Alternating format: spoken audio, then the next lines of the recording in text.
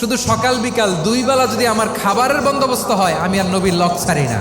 আমার আনসার সাহাবারা ক্ষেত খামারের কাজ করতো, আমার মুহাজির সাহাবারা ব্যবসা করতো, আর আমি নবীর সাথে সাথে থাকতাম। 5374টা হাদিস তিনি বর্ণনা করেছেন। সবচেয়ে বেশি হাদিস বর্ণনাকারী সাহাবী আবু হুরায়রা রাদিয়াল্লাহু তাআলা আনহু। বিড়ালের বাবা কি করতেন? খালি হাদিস মুখস্থ করতেন।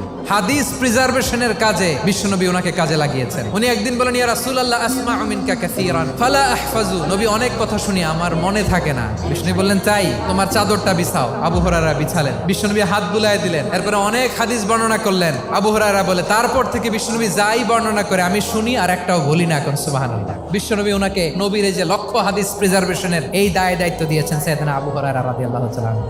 আপনারা কি খেয়াল করেছেন কত বড় চৌকস ট্যালেন্ট হান্টার ছিল আমার নবী? এক একজনের এক এক ট্যালেন্ট, এক একজনকে এক এক দায়িত্ব দিয়েছেন, এক একজনের প্রতিভাকে এক একভাবে বিকশিত হওয়ার সুযোগ দিয়েছেন। আওয়াজ করে বলেন ঠিক কি না?